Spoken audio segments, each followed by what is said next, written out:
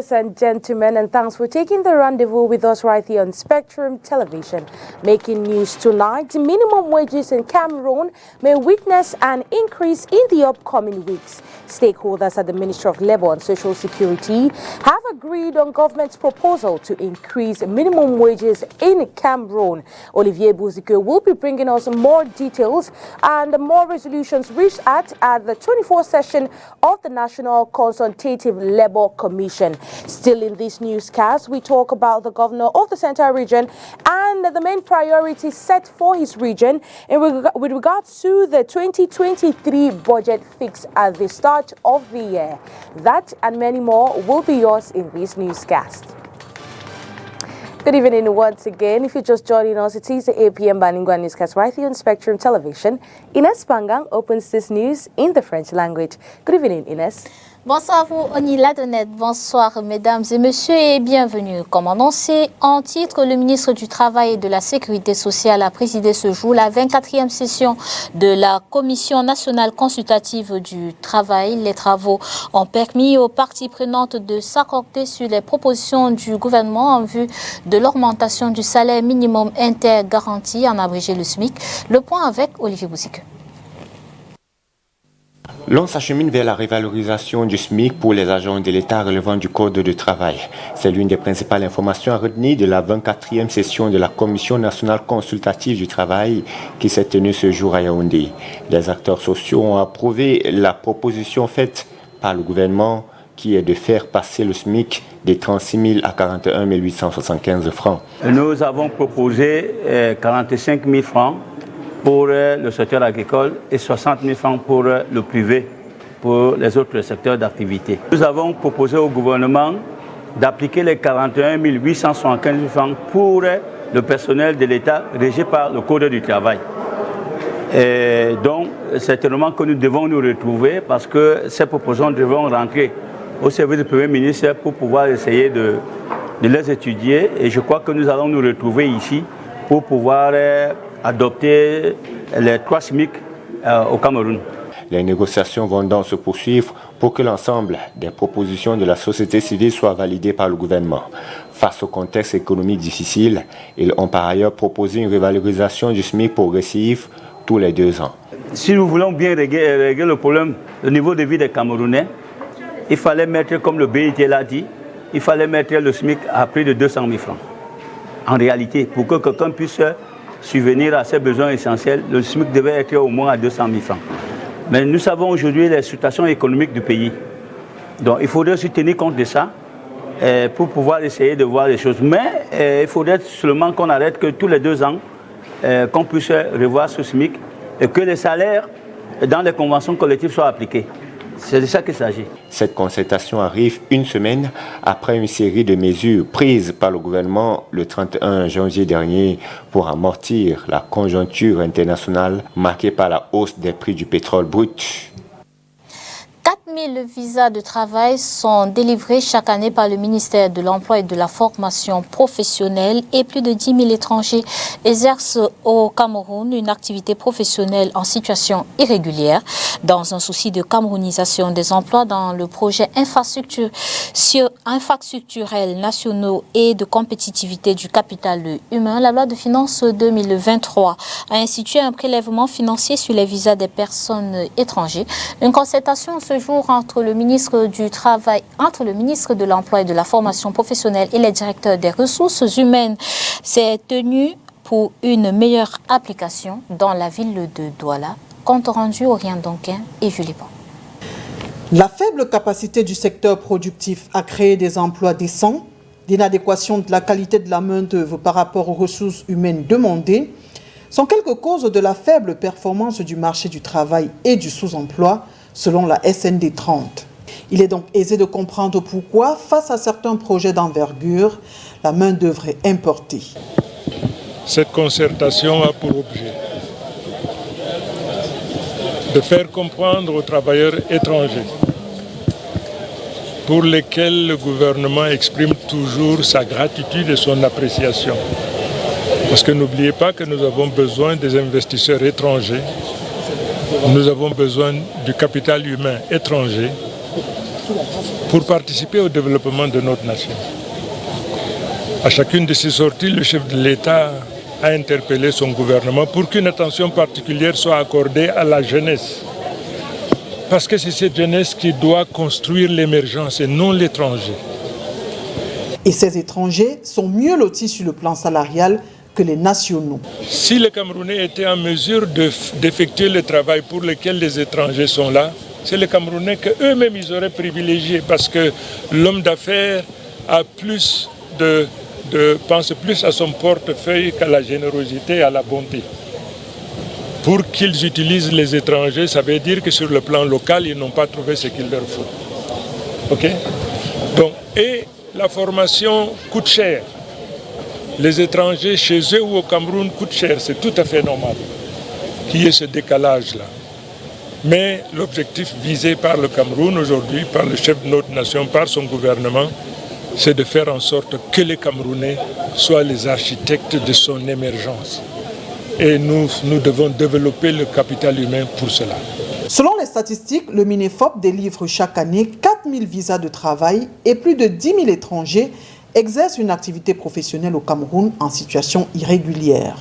Dans l'optique de promouvoir efficacement l'emploi des nationaux dans les projets d'investissement publics et privés et pour la mise en œuvre des formations pour le développement des compétences nationales et qui nécessitent des finances, le gouvernement a institué dans la loi des finances 2023 l'article 22, alinéa 1, 2 et 3.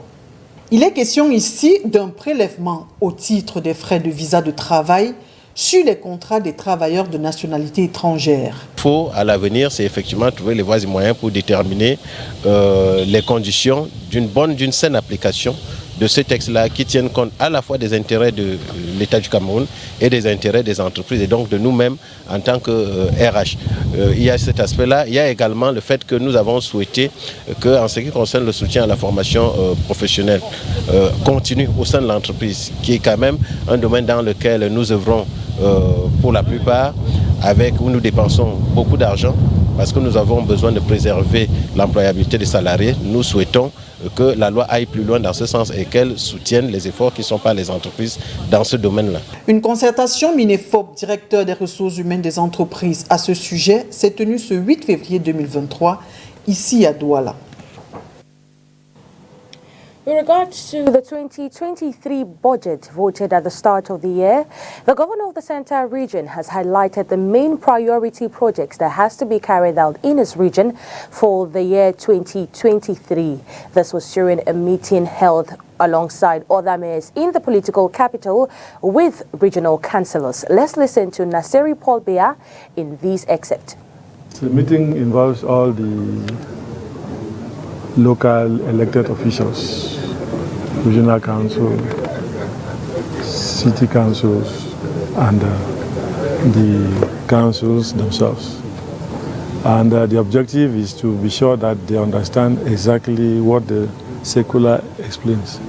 This operation started last year, and they will see a lot of enthusiasm because it needs to give them a clear indication and interpretation of the circular on the execution of the budget.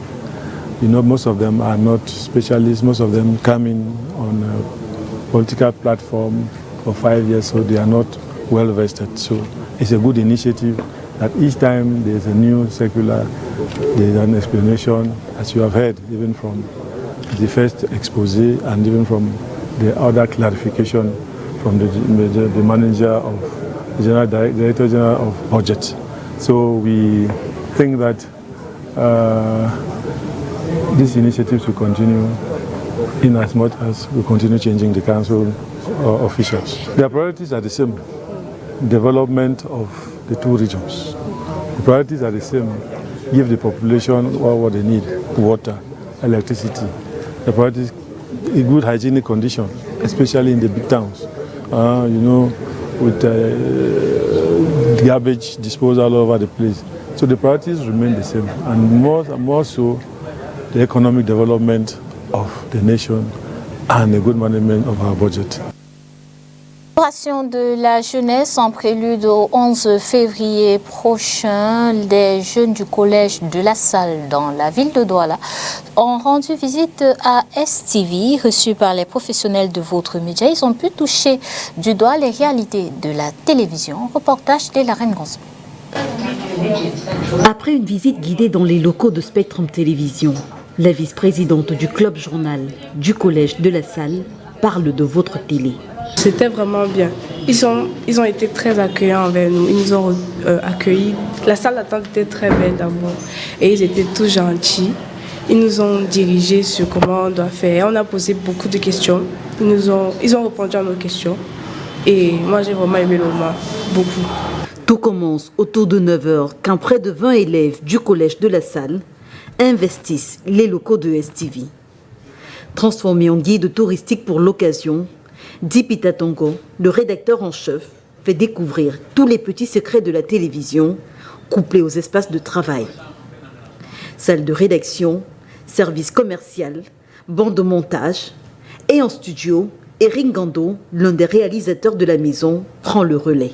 On a visité le plateau télé, on a vu le Good Morning, comment ça se passe, on a vu la salle de maquillage. On a vu qu'avant chaque entrée en scène, il y a d'abord la préparation, que ce soit femme ou homme, il y a la préparation. On est allé dans le studio, on a vu le plateau télé. Un encadreur nous a montré comment fonctionnent les éclairages, la lumière qu'il faut pour essayer d'agencer, pour ne pas que le teint soit pâle et qu'on ressorte bien. On est entré à la rédaction, on a vu comment les journalistes ont, ils ont un tableau où ils regroupent les informations qu'ils ont reçues, ils classent et en fonction de ça, ils font le reportage. Et on a aussi appris que pour que les informations soient diffusées, il faut que tout le monde travaille ensemble pour pouvoir réunir les informations et les partager. Bon, je ne sais pas si tu veux dire quelque chose, mais j'ai beaucoup à dire. Aussi, le plus important, nous avons le centre commercial où on gère les publicitaires et autres. Aussi, j'ai été vraiment très impressionné par le tic au tac auquel ils répondaient à nos questions. Vraiment, il n'y a eu aucun moment de dénouement où c'est dit non, je ne peux pas répondre à ça. Il était vraiment très ouvert à nous. Merci aussi à SCV pour cette journée. On a vraiment apprécié. Et je tiens à remercier le collège de la Salle pour cette opportunité et à SCV aussi. 2 heures pour toucher du doigt les réalités du métier qui les passionne. Ces élèves, tous membres du club journal, repartent de STV, les étoiles, plein les yeux. Notons que cette visite rentre dans le cadre des activités organisées en marge de la célébration de la jeunesse. Well, the Sawa community has extended a hand of support to LTM television after the tragic incident of fire that ravaged their building last Friday, February 3. Well, let's listen to this report for more. Representatives of Ngondo have paid a visit to the premises of LTM television to sympathize with the owner and workers over the unfortunate fire incident that ravaged its building last Friday. Là, vraiment, comme la communauté Sawa, c'est être là auprès des siens lorsqu'ils ont quelque chose de mauvais. The Sawa community knows how to support their own when they are in good and bad times. We are here and we share their pain. LTM is our channel. It's our voice that has been affected. So we will unite to ensure LTM continues to function despite these setbacks. Pour faire en sorte que LTM ne disparaisse pas et que la chaîne LTM que nous chérissons tant puisse continuer malgré ce qui s'est passé. In the midst of the enormous losses incurred, the support from well-wishers is a drive force towards continuing the project. LTM n'était pas une télévision du littoral ou bien une télévision des Sawa. C'était une télévision du Cameroun. LTM is not a channel for the people of Littoral or Sawa only. It's for the entire Cameroon. I am so touched to know Ngondo is here for me. I thank them for the moral support. I thank God because everything he does is marvelous. Parce que tout ce qu'il fait est juste bon. Ou alors tout ce qu'il fait est merveilleux.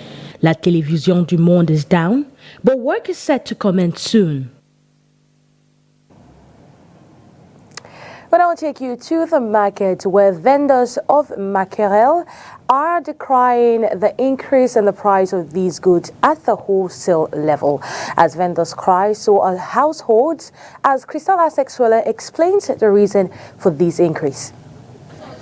Once considered an important food fish, consumed frequently in most households and world over, mackerel fish lately has become a delicacy which only those who can afford can enjoy due to the upsurge in its price in the local markets. Mackerel is a food fish that is consumed in so many ways. It can be smoked and loved and consumed by many. To me, I believe that's the reason the importer keeps increasing its price every day.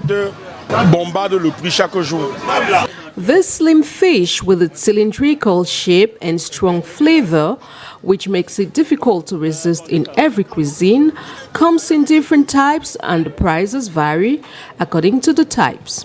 De la sorte de maquereaux, il y a beaucoup de sortes de maquereaux maintenant. Beaucoup de sortes. C'est pour ça que vous allez voir. There is a variety of mackerel. I guess the reason for the exorbitant price in the market. The best remains the oily mackerel, which comes from Mauritania. As of today, a kilo sells at 1,800 francs. But there is a difference, as the price today is not based on the size of the fish. Like you see, it's labeled 20 kilos, but sometimes you get 21 kilos in a carton, which costs between 36,000 francs, 37,000 francs, or even 38,000 francs CFA. Reason why we retailers suffer.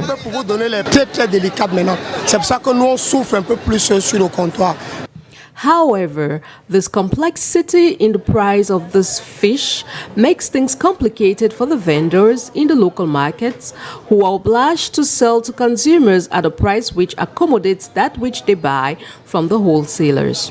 A carton of this fish can sell at 36,000 francs and some days sell at 38,000 francs. Hence, this price fluctuation literally explains the hike in price of mackerel in the local markets experienced by consumers. Bashumang, a term common amongst road users as well as transporters, yet in the economic capital of Cameroon, Douala. For those who are oblivious to this, it is a situation where commercial bike riders opt to carry 2 or more passengers so as to make up for one destination. As easy as this may sound, it definitely has its disadvantages. Katran Kone in our next report walks us through the reasons why inhabitants opt for this and the impact. Let's listen to this report for more. If there is one practice that has become a norm among bike riders in the city of Douala, it's overloading. It is common to see 1, 2, 3 or more passengers on one bike. I have to buy share because the price that the people always pay is not enough for you to carry one man and take it to their destination. So you need to add another person so that I can make up the money for the length of distance, for the distance covered. Time where it is strong, no money no day. Like we say, customer pay some more money. Second customer pay some more. For some they go leave them pay when they go. Engulfing of passengers, they say, is based on the person's physique. Don't just carry people because we see people. You cannot just see anybody and you carry and want to carry. No, we try to look at customers before we bash them. That part of Bashiman say no even fine for Bashiman 2 persons where they don't know themselves. While this passenger is comfortable with the growing phenomenon, this lady on her part says she pays double. I like to pay my complete fee from mostly where I'm going to. Yes, as for now I'm going to Marché Congo Mbopi. I've paid my seat. What's it? But I don't have a choice because Douala is so populated. So if you want to, and then together there's no money. If you want to take a bike alone, obviously must pay high. We are no vehicle now. That's why we are entering this bike. We have just entered because we are seeing how the place is choked up and rain is falling. So we have to bash and go quickly where we are going because there's... However, the situation has been blamed on the current price inflation in the country. And that report puts an end to the 8 p.m. Bilingual newscast right here on the Spectrum Television. Do have a wonderful night in the company of our programs. Good night to you, Ines Bangang. Bonsoir, Oni Ladonnette. Bonsoir à vous, mesdames et messieurs. Merci d'avoir été des nôtres. Disons-nous simplement à demain.